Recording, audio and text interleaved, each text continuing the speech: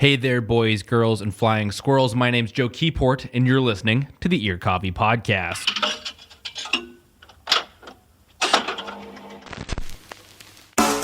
This week, I spoke to Taylor, Andrew, Jeremy, Steven, and Jake, the five guys behind the indie rock band The Symptones, who released their debut record, Irrational Fear's Overactive Imagination, on April 26th. If you haven't yet, I highly recommend giving it a listen, as it's the perfect blend of classic American rock music. I'm not saying this is a classic rock record, we're not talking about a Greta Van Fleet situation, but the band pulls from themes that you'd hear on a Tom Petty or a Bruce Springsteen album, and then give it a slight twist. It was really fun to cram these six people around my tiny table at Ear Coffee HQ and have them talk about themselves and the album they made. So, without further ado, this is The Symptones on the Ear Coffee Podcast. Are you guys able to breathe a little bit, or do you still have a ton of stuff to do as you gear up for your release of Irrational Fears and Overactive Imagination? Yeah, I think it's just a couple more practices, and we should be good to go. We've done a lot of the administrative stuff, right? So all the reaching out to publications like yourself, a few radio stations and whatnot, and getting the CDs printed and T-shirts, stickers, all the good stuff. But yeah, just put in a hefty button order. Yeah. But yeah, I hear you guys were working on a new cover for the release show, a Prince song. Oh yeah. We're pretty excited about that. And this will air after the release show, right? The Wednesday after. Cool. Yeah, so we're playing "I Can Never Take the Place of Your Man," and it's coming together pretty good. What made you land on that song of all the Prince songs? Me and Jeremy have always been obsessed with that song. And it's like, it's kind of in our wheelhouse as far as like, faster rock and, not insane guitar. Yeah, that was a big point for me. Yeah. Couldn't have the insane guitar. And obviously with Prince, we wanted to make sure we were doing it right and doing the cover justice and not totally butchering it. So true. Definitely one that we felt that we could do justice to. Yeah. So the band, let's almost get a little history of the band. You guys formed in 2016, I believe, from your Facebook page as a trio of sorts. How did you three initially come together? Kind of what was that? Yeah. So Polsky and I had sort of just started playing acoustic together. We had both really, just played a lot of like folky, borderline country songs together. A lot of classic rock covers, and Steve had just moved back home from LA, and being a drummer, just playing acoustic wasn't going to work out, so we made the transition to playing electric and starting to cover some more classic rock tunes that we were into. And mixed in a few originals that we had been working on. What were you doing out in LA, Steve? I moved out there, and I was basically just freelance video editing. That's what I do for a job. But yeah, then eventually moved back. And then just started like jamming, and it was great. I was reading, again, trying to read through your bio, get a little background, and you played. Your first show was a little interesting as you had no bassist, and Jake, the brass player, hasn't been edited yet. What was that first show like? And it was pretty interesting. Like I think we had booked it probably the week prior to actually playing it. We hadn't named the band yet. I don't think we had settled on an actual name. Yeah, that's true. We had written 2 songs that I think had trumpet parts in it. So Jake had practiced with us maybe 2 or 3 times and gotten the trumpet parts down. So he was only playing on like 2 or 3 songs at the show. I think it was probably only 3 originals and the rest were covers, and it was probably like a 40-minute set, and we burned through the songs real quick.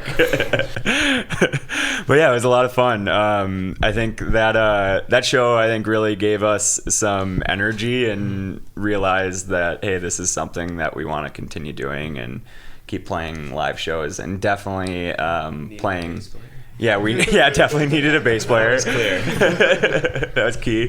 But also how much fun it is to play original music. I think that was what we really realized that we wanted to be doing. How did you guys know Jeremy and Jake? Your friends or? Yeah, so actually we all went to high school together. Oh, nice. That's really cool. Taylor was in a different grade than the rest of us, but then me, Jeremy, and Jake were in a different band like through like high school and college, and then we didn't ever really like break up, but we just kind of stopped playing. We're still on hiatus. Yeah.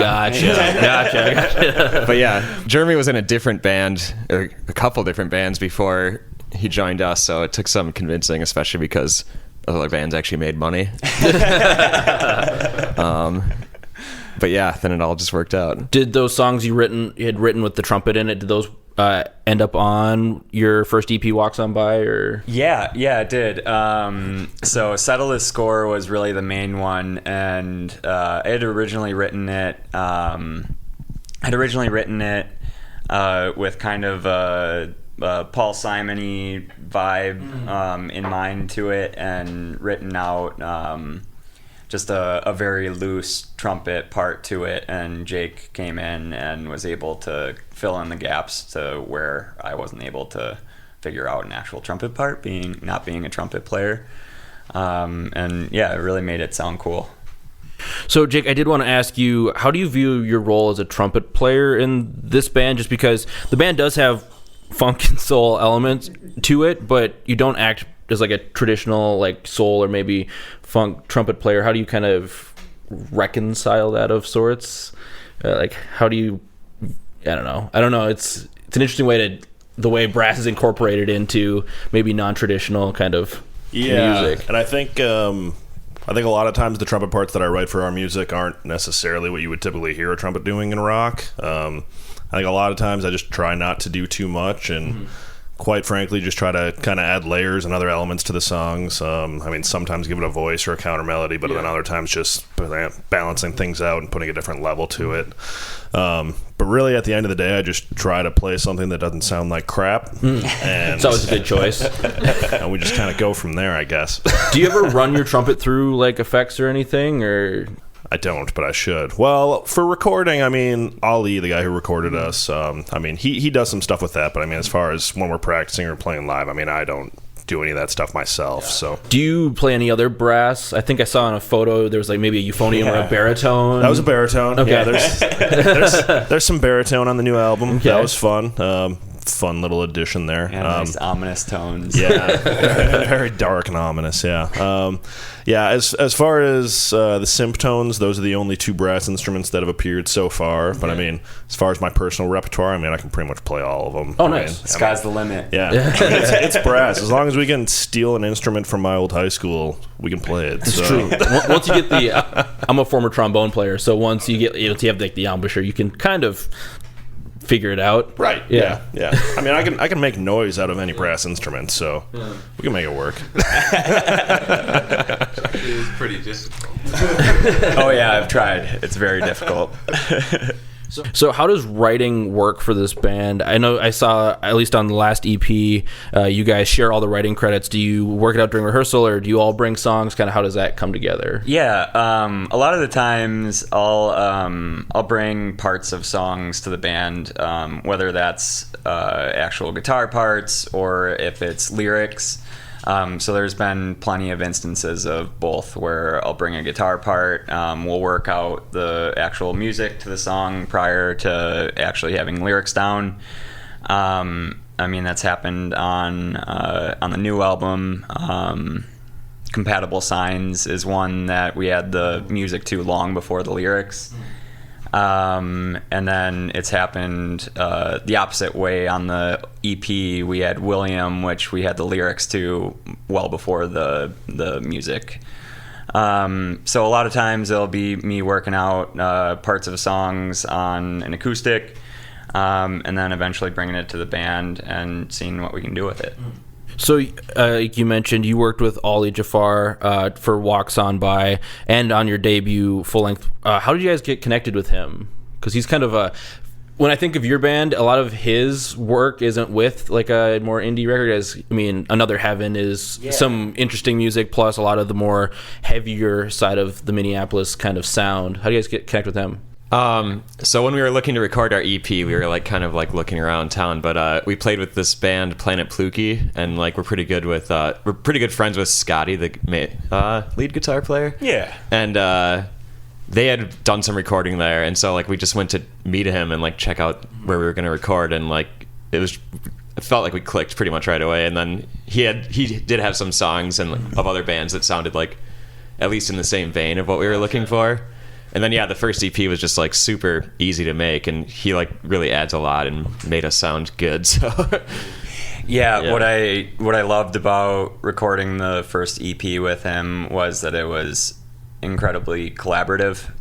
He was willing to give his input and honest input on parts that weren't working out, and I think as a band we really appreciated that, because there were certain points where we were getting stuck or hung up on songs that he was really able to help push us through and get us kind of be our spiritual guide on. Definitely a crucial player in both recordings, totally, especially the new one, I feel like. He gives a lot of good input on the songs. He's the best. So like what kind of things did he maybe bring to the table that do you have any moments specifically that kind of come to mind while recording the new one that he brought to the table that was able to help push forward on the new record?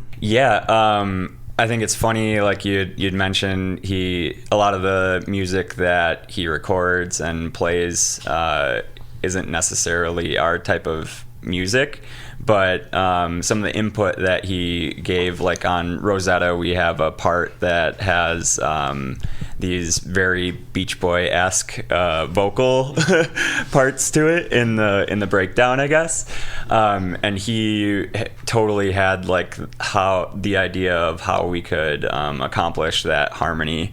And so it was like singing the high part for us and like, no, do it this way. So we ran through it a few times, but like with the vocals, he had a lot of input. We definitely leaned on him heavily for any like feedback parts. In Get to You, there's a really cool intro with feedback, and he was able to help us with that. A lot of structure pieces too. Like there are certain songs like we'd have outros to that sound nice live, but recording it sounded better just to cut it, and was able to give that input, which is cool. Cool. So did he serve kind of more like as a producer too, or because I know you had him as it was a credits are like recording and mixing, but. I'd totally say and mastering. Mastering. Yeah. Okay. He was basically like, producer doesn't really mean much. He's like, but like, we know that he did, basically. Yeah. Especially like, he has like some really like badass pedals and like effects that he knows how to use. So those made us sound cool. Menace. Yeah, Red Menace. Red Menace. What did the Red Menace do? It's it's like can't even describe it. No, it's a fuzz or an overdrive pedal. Yeah, it sounds pretty sweet though. Yeah, I think most of the songs, the Red Menace had some sort of play in it, right? There's pretty some sure. layer of Red Menace in any of the at some point. So are you guys doing a lot of these releases pretty much self-funded DIY, or are you guys a part of a label, or? Yeah, self-funded.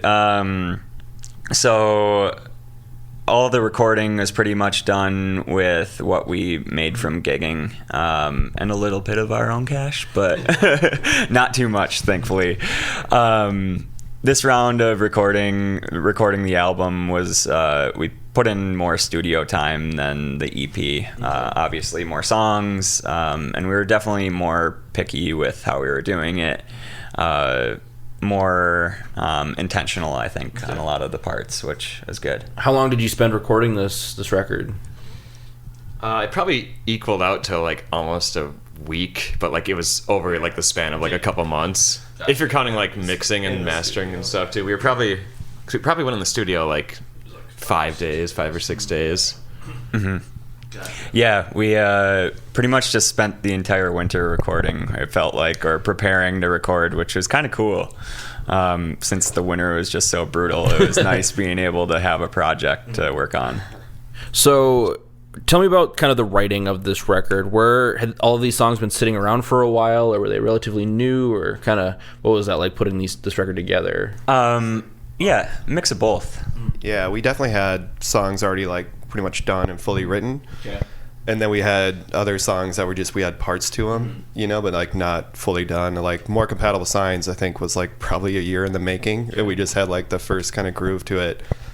But then I feel like with going into the studio with Ollie, like it just kind of made us go into like crunch time mode. Like, well, we might as well write it now because we're running out of songs to put on this record. So, you know, so it was just, like I said, a little bit of both, like, you know, and we have one too, like Don't Come Me Loose was one that we've had it was like one of our first songs. Okay. Yeah.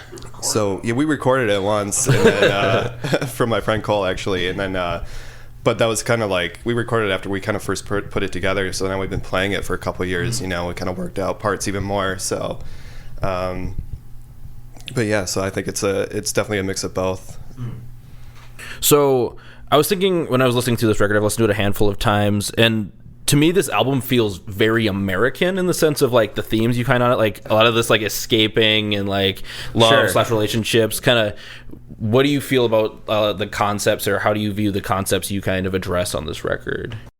Yeah, I think for me the album title really really describes all of the songs in one form or another.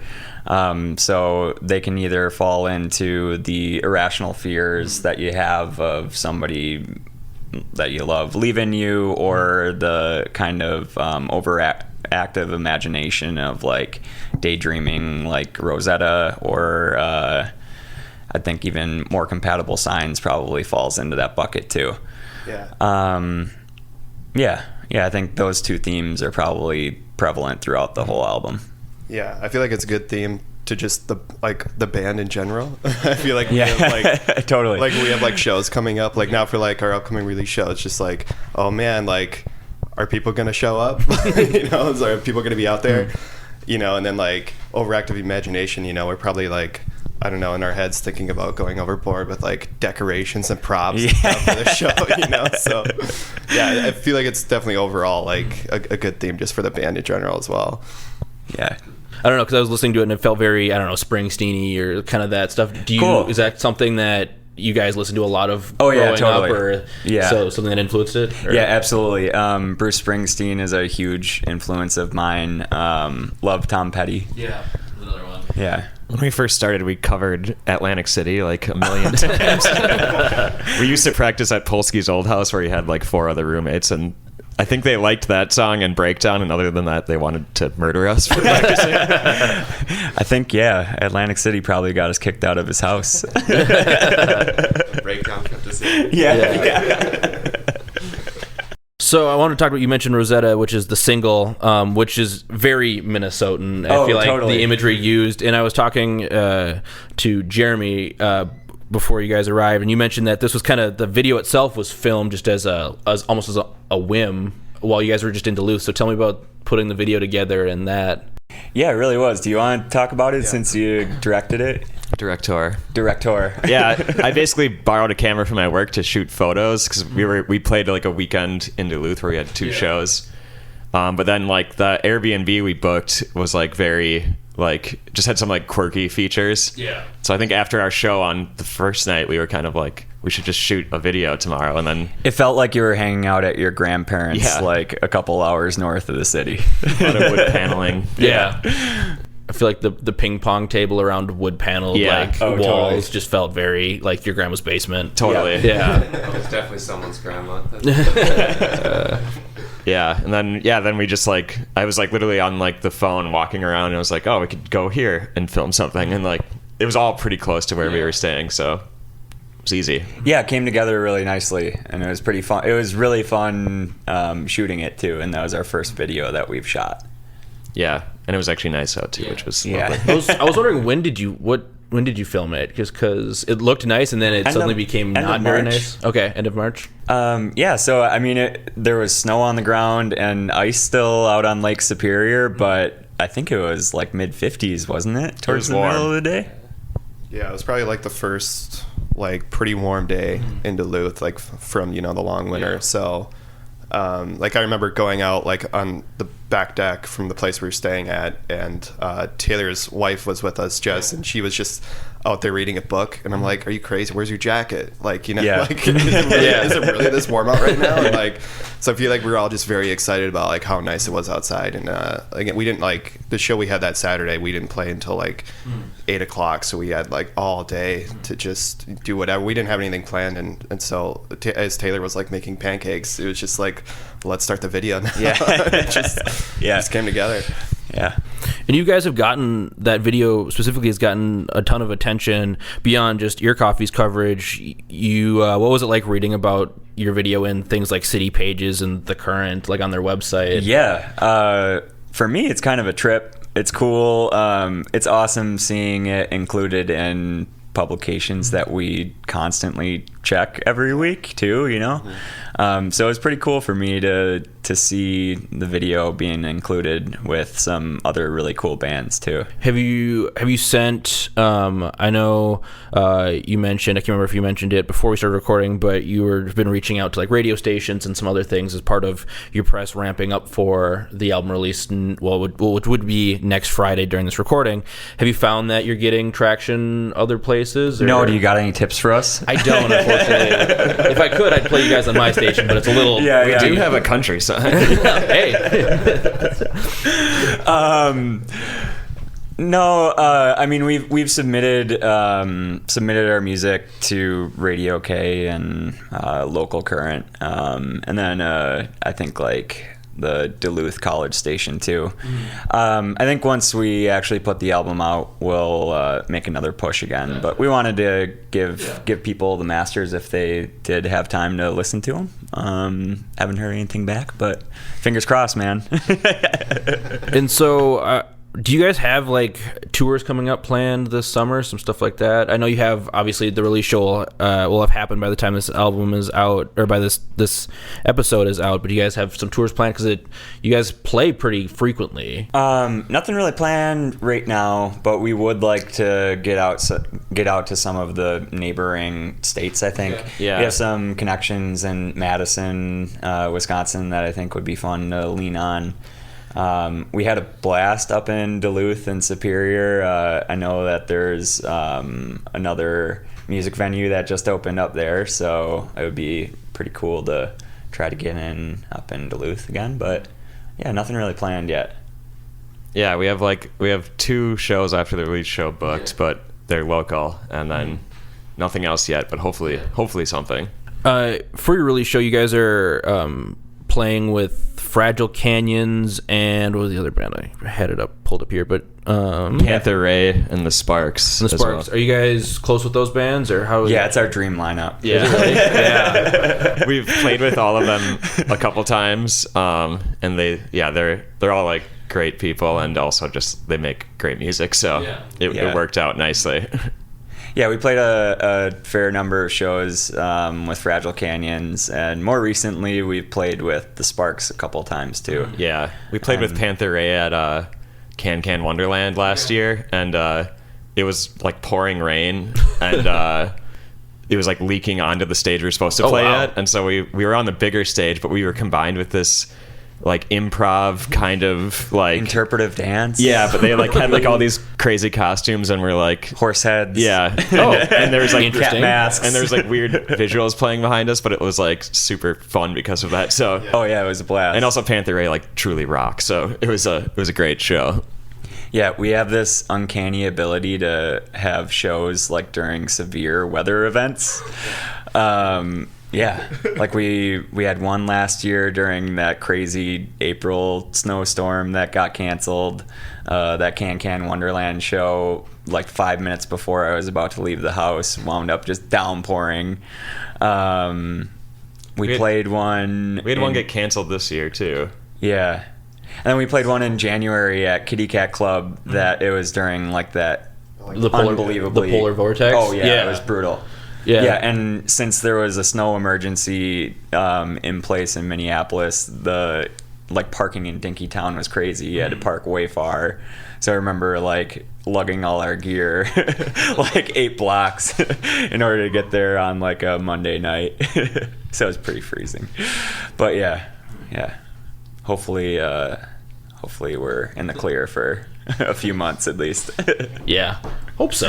Yeah. But I mean, your record does sound like the perfect like summer record in my opinion. Oh, the cool. way it comes out, it just feels very like Minnesotan, like shaking Yeah. off the craziness that Oh, is nice. winter. Especially That's good to hear. how it's coming off. But Yeah, that's good to hear, especially since we recorded it during Yeah. winter while all the craziness is. Maybe we were just subconsciously all thinking that we were all ready for it to be warmer and nicer out. is it going to be out on every platform plus digital or plus physical or? Yeah, it'll Yeah, be on we'll have- everything streaming, Spotify, iTunes, Bandcamp, all that. And then we're making a bunch of CDs too, but yeah, Awesome. Yeah, really appreciate you having us on. for real. Yeah, it's awesome to be here, be able to record this. So. Well, thank you very much. Awesome. Thanks, Joe. you. Thank you. You can find Irrational Fears, Overactive Imagination just about anywhere you get your music, Spotify, iTunes, Bandcamp. So go check it out as soon as possible. I can promise you won't be disappointed. The Ear Coffee Podcast is a companion to a blog of the same name. You can check out reviews, interviews, and more over at earcoffee.blogspot.com. And then you can follow us on social media. We're on Facebook, Twitter, and Instagram. And if you just head over there, search Ear Coffee with 3 E's, COFFEEE, and look for a coffee cup with an ear coming off it. It's your typical music blog with just a little more cynicism mixed into it. Anyway, I thank you for joining me today, and if you like what you heard, please give us a rate and review on iTunes as it helps us stand out against the sea of other podcasts. And if you enjoyed it, share it with a friend so we can find some new listeners. My name's Joe Keyport, and you've been listening to the Ear Coffee Podcast.